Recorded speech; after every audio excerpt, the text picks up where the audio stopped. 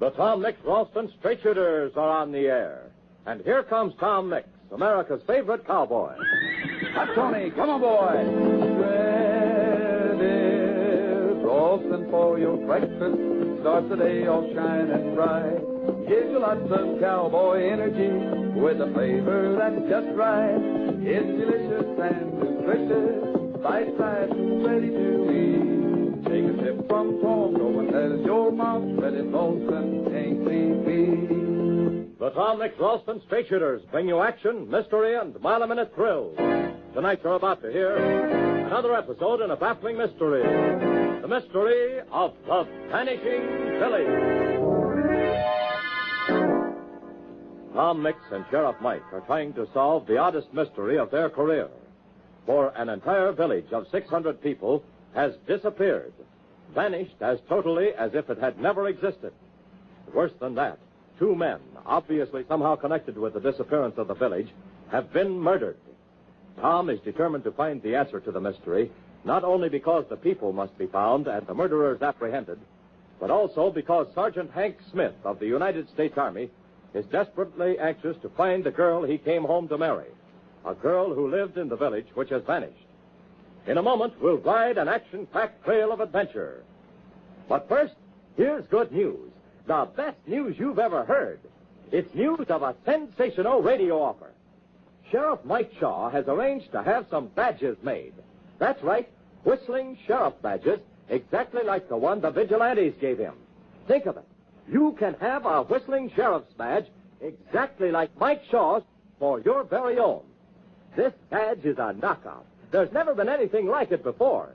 You see, it's made of metal, shaped in the form of a shield, has crossed 6 shooters at the top, and the word sheriff stamped in big letters to make it official. In the center of the badge, now get this, in the center of the badge, there's a siren whistle. Yes, sir, a siren whistle built in. And when you blow on it, it sounds like this. Boy, oh boy, will you ever get a kick out of this whistling sheriff's badge. And will your friends envy you when you wear it? Now, to get yours, here's all you have to do. From the top of a red and white checkerboard package of delicious shredded Ralston, tear off the little circle with the letters RSS printed in it. Tear off the circle with RSS printed in it from the top of one shredded Ralston package. Mail this RSS circle with 10 cents in coin and your name and address to Tom Mix, Box 808, St. Louis, Missouri. That's all you have to do, and we'll send you your whistling sheriff's badge right away. This offer is good only in the United States. The supply is limited, so get your order in tonight. Tomorrow, sure. And now, let's join Tom, Mike, and Sergeant Smith as they examine the body of Harry Phillips, Moose Creek Junction station agent, who has just been killed. Listen. He's the second one, Tom. Hezikiah Albine was the first, and he's the second. Both of them killed the same way, by a long-range rifle equipped with a silencer. Holy mackerel, Sheriff, how can you tell that? Why, easy, Sergeant. You note that there window at the other end of the room has a hole through it. A neat hole drilled by a bullet. Now, that bullet come from the outside. Nice work, Mike. Thanks, Tom. Bullet Thanks. holes, bodies, blood. And this is no motion picture. It's real. Zounds, what a tragedy. How come this man to be killed, Mix? If I knew that, Mr. Dane, I'd know the answer to a lot of questions. Oh, silly of me to ask you. I forget that after all, you're really only a cowboy. That does it. What, Mike? I said that does it. I just naturally can't hold myself no longer, Tom. Now, looky here, you sawed-off, spindly shank imitation of a man. Huh? You may think you're a great Hollywood director. Leastways, you may think that there dinky little yellow French hat you're wearing and that blue muffler makes you one. But around here, and especially with me, you're just a little shrimp trying to make a big noise. Now, shut up. Oh, Parrish's all. Did you hear what he said? Oh, quiet, boys, now. Look here, my poor fellow. I said shut up. I ignore you. Mix, do you believe, honestly, that the death of this man has some connection with the lost village? If you don't mind, Harlequin, I'd rather not discuss the matter with you. After all, it's none of your affair. And, Eureka! Eureka! Calls me around again, Willie. Now what? I found it. Boys, it has come to me in a flash of miraculous brilliance. Oh, yes, Mr. Dane. Oh, indeedy, Mr. Dane. You're very wonderful, Mr. Dane. Just what has come to you, Dane? Why, the storyline for my picture. Oh, Zounds, what an idea. Village vanishes. 600 people disappear. That gives us mystery. Now, for action, we have the murder of 2 men who are implicated somehow. Now, all we need is love interest. Must have love interest. How about it, boys? Oh, yes. Quiet, let me think. Yes. Quiet. Wait. I have it.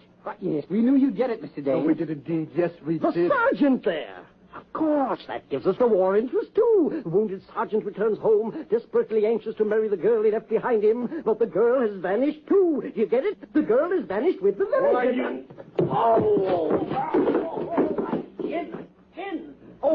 Oh, what he did to Mr. Dane. He struck Mr. Dane with his fist. Take it easy, Hank. Take it easy. He struck Get me. him out of here, Tom. Get him out of here, or I'll kill him. Steady, son. I agree he's a kind of a crawling thing, but I don't reckon he knew he was hitting that close to home. Why, that man hit me. Wait.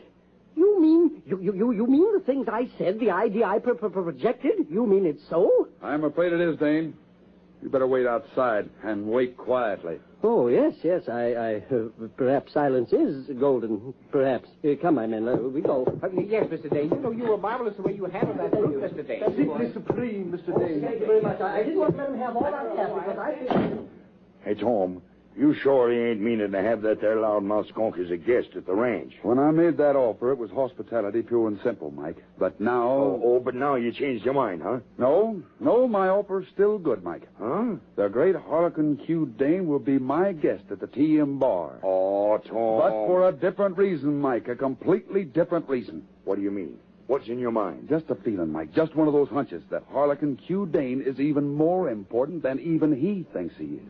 Tom, you got a look in your eyes that tells me you've discovered something, that you're following a trail. Now, what is it? No, not now, Mike. 2 men have been killed, and we've got to do something about it. I want Doc Green and Dobie to perform a thorough medical examination.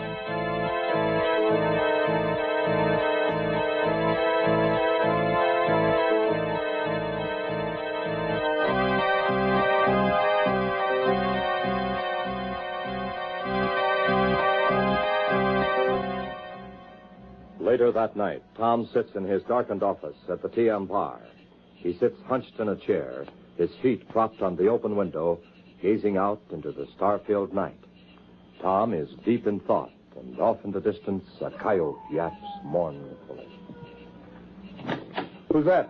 Who's there? It's me, Tom, Hank Smith. Oh, come in, Hank. I know you're thinking, Tom. I know you're trying to figure out what the mess is all about. Oh, over here, Hank. No, don't turn on the light. Just take that other chair by the window. Thanks, Tom. Oh, I know how you're feeling, Hank. You're having a terrible time of it. You're certainly right about that. But, Tom, I just can't help feeling guilty about having you brought all the way from Antwerp, from a hospital bed, to solve a case that hasn't got any solution. Every mystery has a solution, Hank. Every question has an answer, and we'll find the answer to this one. If I could only know that Mary's safe, that she's well. But the chances are she isn't. I don't know how a village could possibly disappear, but it must have been something terrible that happened. Terrible? In some ways, I suppose it was. What do you mean, in some ways? Son, I know how important this is to you, and while I've got an idea as to what happened, Hank, I can't talk about it right now, even to you. I'm just beginning to find the signposts along the trail. Just ride along with me till I've actually found the trail itself. Will you? Okay, Tom. But what about this Harlequin Dane jerk, the Hollywood director? Well, for one thing, Hank, don't consider him the typical Hollywood director. Dane is one of the phonies. A lot of talk and nothing behind it. He's also a chiseler of the first water. And just before you came in, I was getting ready to make a call to the Twin Rivers Hotel. A call in connection with Mr. Dane. Do you mind if I do it now? Holy mackerel, of course not, Tom. So you see, there was one thing, among others, that I noticed about Mr. Dane that I never noticed before. Oh, Twin Rivers Hotel, please. Yes, ma'am, thank you. See, I've seen him often, Hank, when I've been making a picture in Hollywood. Him and his hangers-on, those boys who yes him to death. But there was one hombre who isn't with him on this trip, and that's surprising. Oh, who's that, Tom? A publicity agent named Hardy Post. A crackerjack when it came to publicity. Full of ideas. But he loved to gamble. Result was he was always in debt. No decent studio would have him around. But, hello? Yes, this is Tom Mix speaking. Oh, hello, Bill. Say, Bill, have you got a person registered by the name of Hardy Post? Yes, Hardy Post, that's right. Yes, I'll wait, Bill. As I was saying, Hank, Dane was glad to hire him for a small salary when Hardy was broke and needed the money. And, Yes, Bill? I see. Mm-hmm. How long has he been registered? July 17th. Yes, I see. Oh, no, Bill. Now, listen, Bill. Just forget I called. Right. Oh, and by the way, how's the youngster doing? Uh-huh. Specialist did the job, did he? Oh, that's good. Oh, no, forget it, Bill. Forget it. You don't owe me a thing. Oh, much obliged, Bill. So long, fella. I was right, Hank. By heaven, I was right. Tom, you're excited. What is it? I don't know. I don't really know, but here are the facts. An entire village bank. A phony Hollywood director gets a letter from your father, a letter dated July the 8th. The letter says your father will be glad to have him come and make a picture in Smithville.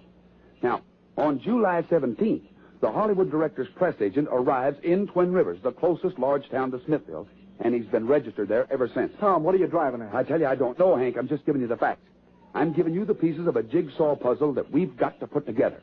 Now then, the Hollywood director, Harlequin Q. Dane, and his press agent, Hardy Post, are both the kind of men you wouldn't trust 10 inches. Also, the minute they enter the picture, an entire village disappears. I tell you, Hank, they're connected with us somehow, somewhere. I knew Harlequin was in on it earlier this evening when he shot his mouth off about the picture he was going to make. I don't get it, Tom. Hank, the great Dane is the type of person who will tell a lie and then begin to believe it himself. You hit him because he began to invent a story around you and a missing girl. But he wasn't inventing it. Huh? He knew it was actually so, Hank.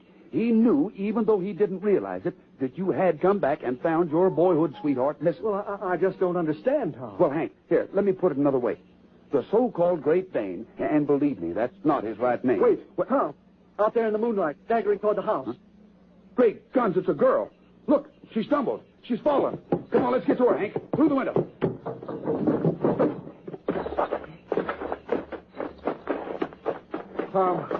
Tom, I got a feeling.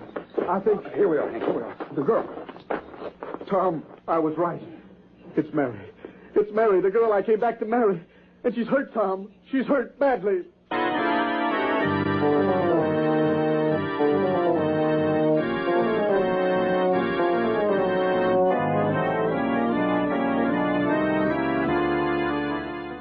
What is the meaning of this new development?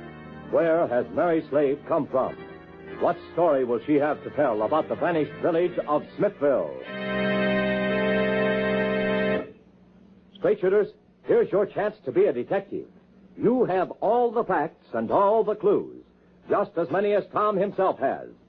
See if you can figure out the answer to this strange mystery yourself. And to check your solution and to follow a trail of breathtaking adventure, be sure to join Tom Mix and his Ralston Straight Shooters next Monday in the next episode of The Mystery of the Vanishing Village. And don't miss this sensational offer. To get a handsome whistling sheriff's badge, exactly like Mike Shaw's, act tonight, tomorrow sure. Boy, this badge is made of metal, and it's a beauty. Designed in the form of a shield, it has crossed six-shooters at the top and the word sheriff in big raised letters to make it official.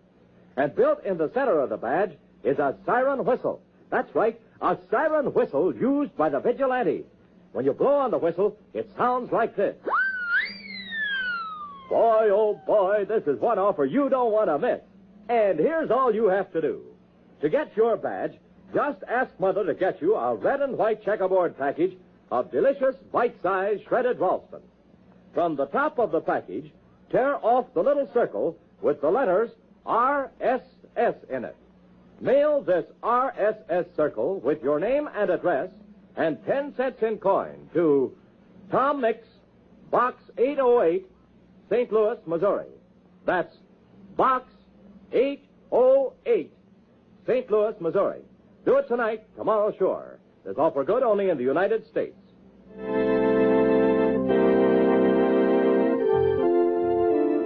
Tom Mix was played by Curly Bradley. Don Gordon speaking.